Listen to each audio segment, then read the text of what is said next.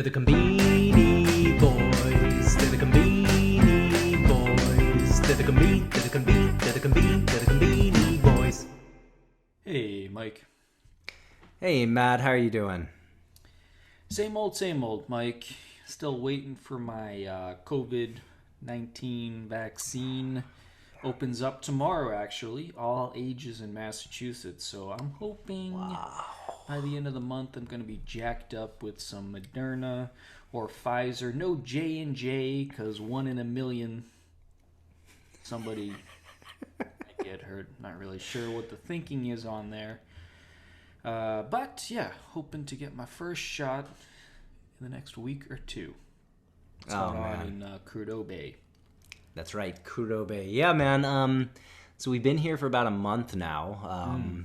Started the new job, also that about 2 weeks down, and I got to tell you, it's been a kind of a wild couple of weeks or months. But finally feel like I'm getting into the groove, and so just looking forward to just living, normal everyday life. Just waking up, eating some breakfast, lunch, dinner, hitting the sheets. Sometimes going to Combini. But anyways, man, what do we got on the docket today? Well, actually, I do want to also share one big thing.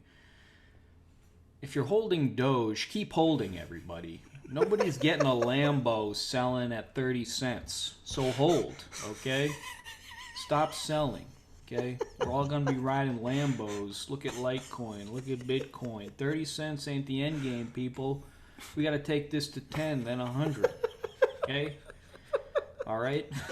I'm looking at hand in my pink slip and check out, okay? So quit selling, everybody. All right, that's enough. Sorry. That's all right. Sometimes we have investing advice as well. So I'm not a financial advisor. All right, Mike. Let's get down to brass tacks here. We got to talk conbini.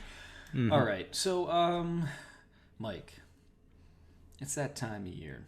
It is. Mother's Day and Father's Day is coming up. In Japan, at least, May for Mother's Day, June for Father's Day, and the conbini, as always, is out in front.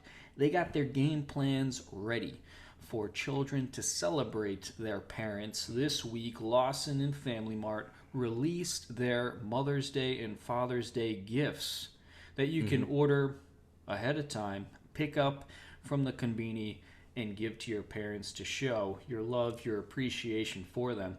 And so we wanted to introduce our audience to some of the fantastic items, maybe even suggest some that they may want to give to their moms and their dads. So that's the story this week, Mike. Yeah, and I would like to say, this is very important for us.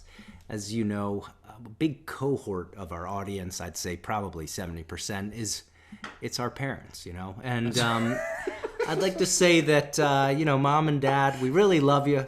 This show wouldn't exist if it wasn't for you all.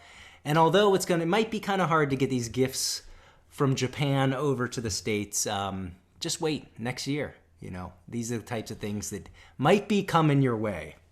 All right, so let's see what might be coming their way. We each picked out a few. Let's start with Mother's Day, Mike, because that's the one that's coming up first. We want to get our game plans together for that. Yes. All righty, let's see. I'm excited to see what you picked out here for moms all across the world. Yep. This looks like it's from Family Mart here. Ooh.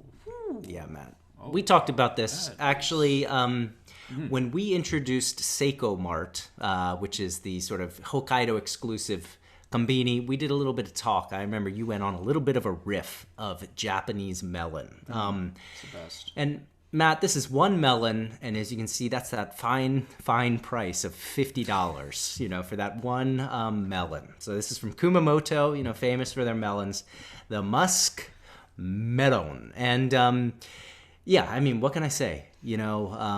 It's mom, you want to give her something delicious, but also a little bit healthy as well. And I thought there's nothing better than this. And like you said when we were talking about melon before, although that price can be daunting, there really isn't anything like a Japanese melon. $50 for a Japanese melon, Mike. I'm going to say this is not Dogecoin style inflation. This is not FOMO. This is not meme frenzy here. This, if anything, is underpriced. I'd buy and hold this melon. It is outstanding. Also, comes in a great looking box. Yeah. Okay, this thing looks like it was designed by Apple. Okay, it's got melon, highly pleasing. Oh, they misspelled pleasing there. Ooh, mixed up the L and the R on the box. That's a tough one there. That's a common one. Yeah. Another intern issue. I don't know.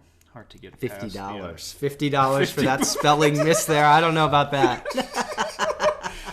Yeah, might need a copy editor. Yeah, maybe throw in a couple extra bucks on that melon to hire a copy editor for that box. Nice choice, Mike. Melon, Japanese melon, always a crowd pleaser. Mm-hmm. All right, my item, this also from Family Mart. Mike, this is... Oh, boy.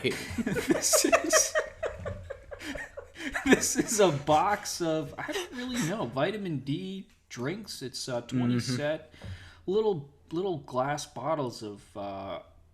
I don't know. Are these hangover cures? I'm not exactly sure. Oh, yes. But, is this Family Mart subtly admitting that half of Japanese housewives are kitchen drinkers? I'm not exactly sure. It kind of reminded me, I was once invited over to have dinner with the cafeteria lady at one of the elementary schools I worked at on Jet. And we were there for probably 3 hours. She cooked a wonderful meal. But over the course of those 3 hours, personality changed dramatically. And I was, what's going on here? And only did I realize that the 2-liter bottle of what I thought was water was shochu. And then she told me all about the term kitchen drinker. But anyway... Yeah, a little surprise. And this is the 5th most popular item right now in the Mother's Day ranking here. So a little bit of a surprise.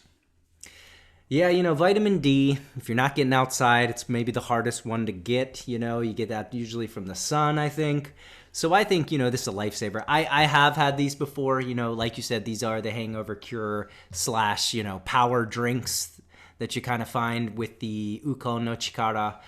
I'm very surprised that this is the number 5 most popular item for Mother's Day. That's very interesting. And as you can see, it does say this is specifically for moms, not dads. It does, yes. Dads apparently don't need vitamin D. They need, who knows? Yeah, man, great item. And hey, I think no mom would be sad to receive 20 bottles of these. No doubt about it. All right. Now, Father's Day, down the road a little bit in June, but always still want to plan ahead here. And, Mike, let's see your recommendation here for...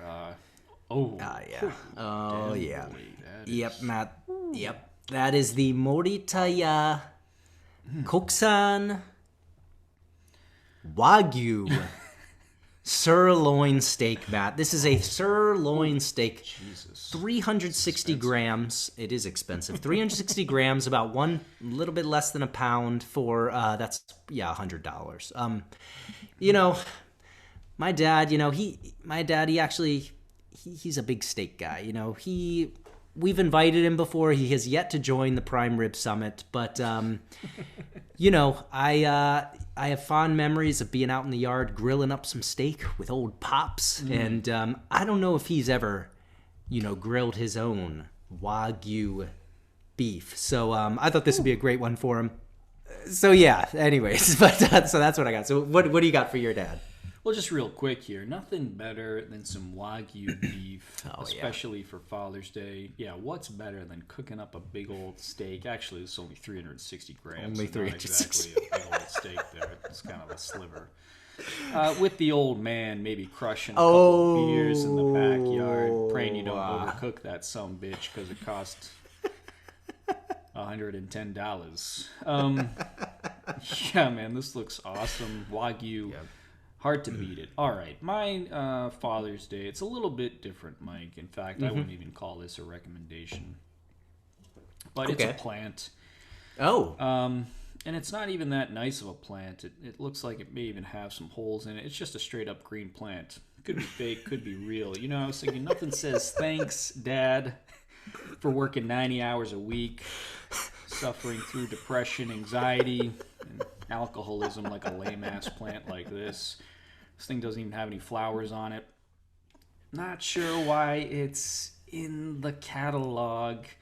Right. Japanese dads, they got a tough go. So maybe go with the steak. I think that's a much better choice for the old man. Well, I don't know, Matt. You know, I think this is the kind of,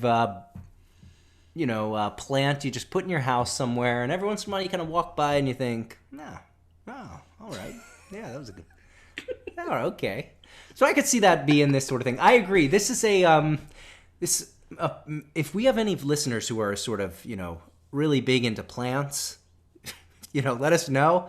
Yeah, to me, this looks like a shredded up plant. I don't know why it's $60. The Monstera. $60. Holy $60 for that little guy there. Yeah. So I don't know. But hey, there are many fathers, and I could see a father enjoying this this plant. I can't see plenty of dads enjoying that tiny little steak there. All right. So that's Mother's Day and Father's Day. Be sure to make your plans, everybody. Don't forget Mom and Dad do so much for us, including listen to and rate the podcast. So that's right. Get out there, everybody. Say thanks. I love you this year. Yep. All right, Matt. Well, hey, I got some bad news for you, Matt. Actually, this week, nothing in the Chiki Wars. Nothing in the Chiki Wars. I will say there was one 7-Eleven spicy chicken, but I feel like we had seen it before. It seems like maybe the CDs started to, run on loop here. I'm not sure, but let's just skip over that. I'm sure the Chiki Wars will be back next week, and let's just head over to the scoreboard, Matt. So let me tell you what we're looking at this week. So Family Mart, 50 items. Lawson, 28 items. 7-Eleven, 123. Ministop, 23. Daily Yamazaki, 7. Seiko Mart, 2. Poplar, 2. And New Days, 18. What are your thoughts? Not many, Mike. Everybody's playing right in their wheelhouse. I will say 7-Eleven at 123. Yeah, that is impressive for a single week. They are ramping up the innovation and production, no doubt about it. But everybody else kind of playing right in their wheelhouse. So, yeah, not a lot to say this week on the numbers. All right, Matt. Well, in that case, let's just go ahead and jump right ahead to this week's items. So first, we're going to start off with your loser. So let me know what we're looking at here. Boom. Yeah, Mike, this is out of Lawson here. This is carbonara sauce for 2. Comes in a bag. This is just straight up sauce here, Mike. This is not carbonara pasta dish. This is just the sauce. And let's see, Lawson has it just sitting in a bowl there. And I gotta say, I'm a little torn because at once this does look disgusting. But I bet, if I rip the bong a little bit, I'd be looking for a straw, because what's better than sucking down a sauce made of egg yolks, Parmesan cheese, and pork fat, riding sky high on some grape gush, you know what I mean? But otherwise, I don't know. This looks kind of sad. Just a bowl of rich sauce. It needs pasta. I wouldn't buy a bag of carbonara. I'd buy the pasta. Yeah, no, I hear you. I agree. This looks pretty unfortunate.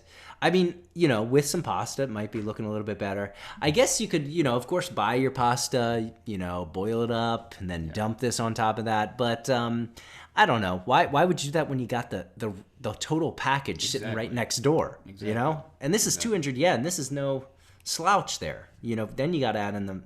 Yeah, it doesn't make sense to me. Doesn't seem like the sort of thing that you really need. All right, Matt. Well, hey, speaking of pasta, I'm going to my loser this week. This is from Lawson. Looks all right. Yeah, it looks all right, but let me walk you through what I'm talking about here. So, Matt, this is the Omori Yakibuta garlic butter. That's the name, apparently. Anyways, if the name didn't tell you, this is pasta.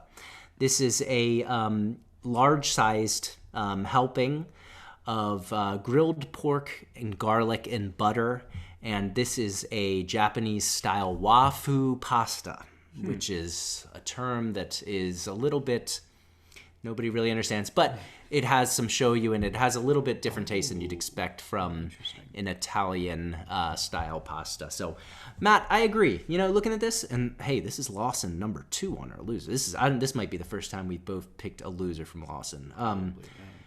But Matt, this is you have an egg on top, you got some pork on top, and then you got that garlic, and then you just got that huge bowl of pasta. And I gotta say, if you're a hungry lad or laddice, then this might be the dish for you. But I gotta say, this is just a little bit too much for me, Matt. We've seen those UFO 2,000 calorie things, and let me. Yeah, this gives me the same sort of sensation. It's just a little bit too much, and it's also the garlic, and then you got the egg, and then you've got the pork as well. Just seems like if you're gonna get this for like a meal, you're gonna be regretting it afterwards.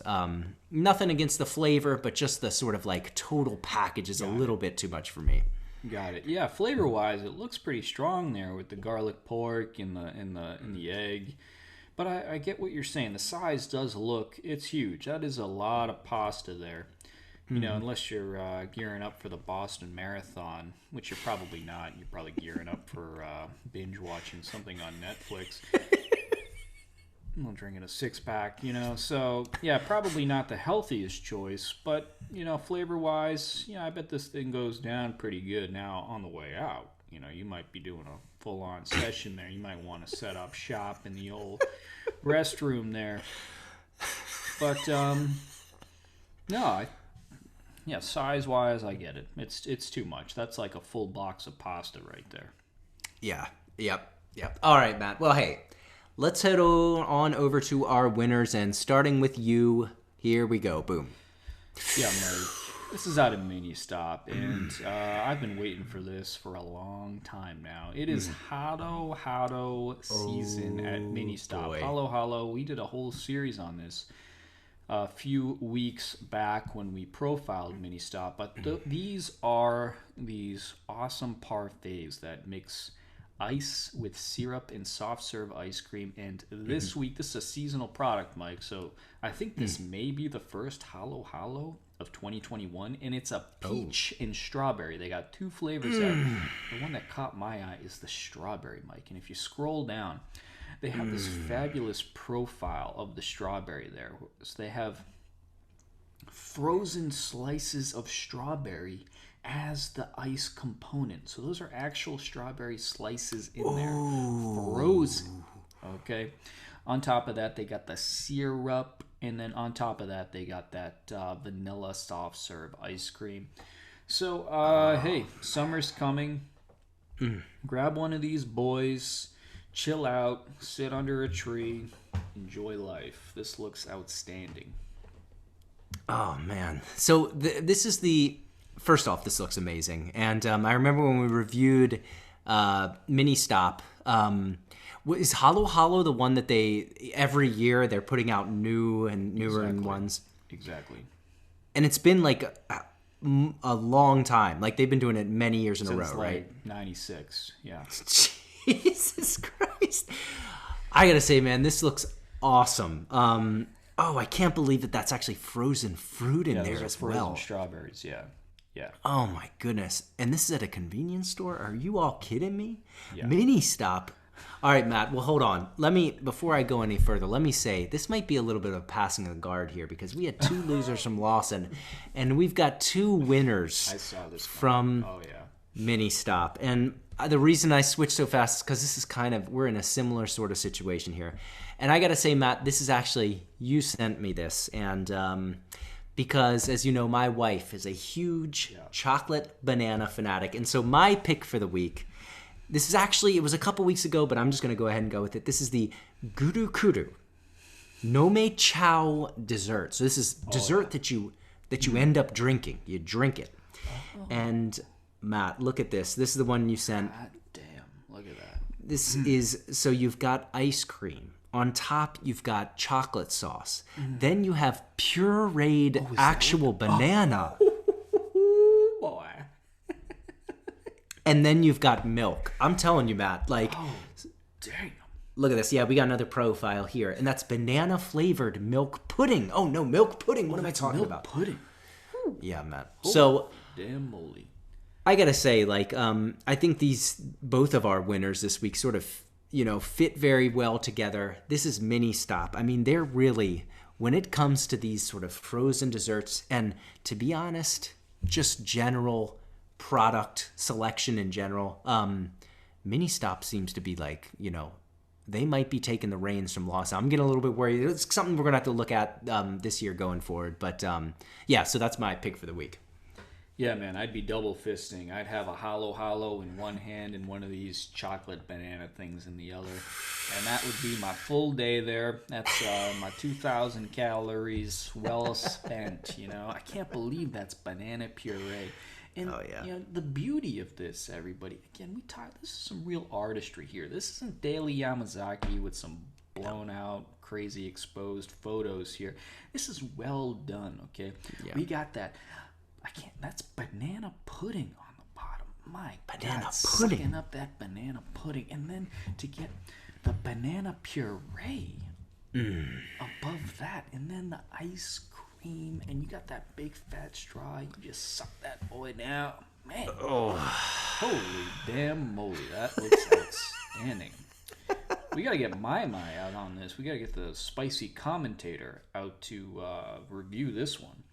Yeah, well, she was actually talking about, coming back for a, it's been a while, so we got to get her out here, send her to Tokyo, grab some Ministop. But all right, Matt, some great picks, some great winners and losers, but that's it for the scoreboard this week. All right, now it's on to my favorite segment of the week, At the Genba with Mike. The Genba, of course, the place where the action happens. Mike, you're at the Genba in Japan. You got a few items to review this week, and I'm looking at the list. This could get a little hairy. What do you got for us this week, Mike? That's right, Matt. So as I was saying, the past couple months have been a little bit turbulent. We've been moving. We finally moved in the house. It's been about a month now. Started a new job. It's been about 2 weeks now. And I got to say, this past week, Matt, I kind of hit my groove, my daily groove. Nice. I'm waking up, working, and put Leo to bed, and then I'm taking my daily trip out there to the Conbini. So I had a good chance this week to really get back into the Genba, check out some things that we've been talking about. And so I got 3 items to talk about this week, and I got to say, they're all chicken. There's a Chiki Wars segment coming up here, but... all right, Matt. First one. This is quite a call. This is quite a ways back that we talked about this. Yeah.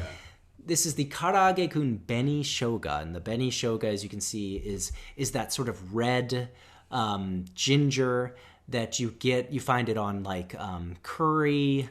You can find it in various dishes, but I gotta say, Matt, this was not great. It was supposed to be Beni Shoga, but it just way too much salt.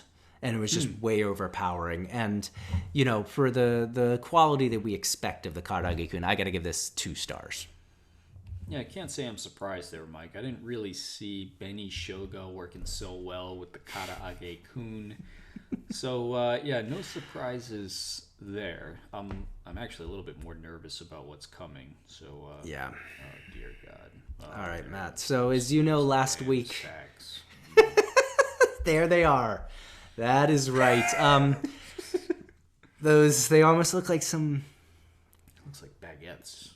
Baguettes or butt cheeks. I'm not sure.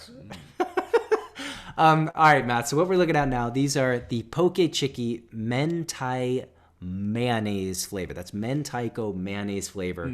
Last week we looked at 2 mentaiko flavored items from Family Mart. This is the first one. And Matt, I'm just going to tell you right off the bat, this was grade A garbage. This is a solid 1. Awful. Yeah. Really, we were feeling pretty good about Poke Chiki recently. This dropped me right back down. It was just like a little spicy. That's it. There was nothing really interesting about it, and so yeah, I'm sure you probably feel good about that. Well, what's going on with the mayonnaise? How did the mayonnaise fit into this? Because it's not just mentaiko; it's mentai mayonnaise flavored poke chiki. So, how did the mayonnaise come into play?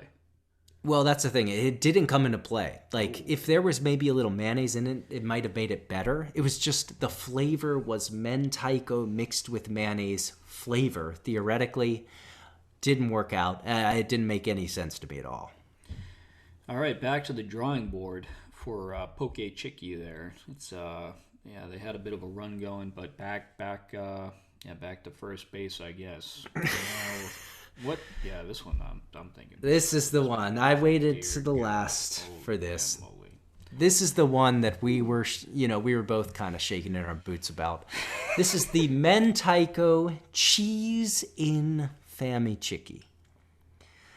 All right, Matt. As you can see, this is if you're not a mentaiko person, this is a scary sight right here. You've got the cheese in the fami chiki and then a layer of that mentai goo, as some might call it. Goo.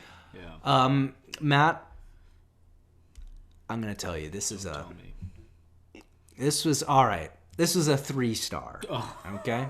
3, right in the middle. Right in the middle. Not taken aside. Not taken aside. I gotta say, it was good. It was pretty good. But it wasn't great. I'll tell you what it tasted like, and the reason that I'm not picking a side is because it didn't really taste anything at all like mentaiko. Like the poke chiki, it was just kind of spicy. Yeah. And this sort of layer of mentaiko, I didn't get any of that. I just had some cheese and chicken. So, it just tasted like a spicy fami chiki, which was okay. Wasn't great, but it wasn't terrible. And so I have to say I was, from what we were thinking, pleasantly surprised. So you didn't really get any of the mentaiko was mostly a spicy component. It didn't really have any of that sort of salty fishiness that comes along with a big sack of mentaiko. So it was like a spicy cheese and chiki then. That's what you're saying. That's exactly right, yeah. So I have to say, like, if you're a mentaiko person and you're really excited for this, I gotta say, you might be disappointed. And if you don't like mentaiko, you might be pleasantly surprised. Strong analysis there. All right. Well, that wraps up this week's episode. Kind of another short one in the can here, Mike. Yep. But, wow, we want to say thanks to all of our listeners as usual. Please go ahead, share and rate the podcast on Apple Podcasts, Spotify, however you get your podcasts. Also, if you want to see all the action, you can subscribe to our YouTube channel. Check us out on all the social media platforms. We're especially active on Twitter. And then if you have a conbini memory, conbini composition, whatever it is, give us a call at 617-453-8207. If you're outside the U.S., check us out at anchor.fm/conbiniboys. Leave a message. Thanks, everybody, for listening. And hey, Mike, I'll see you at the conbini. See you at the conbini, Matt.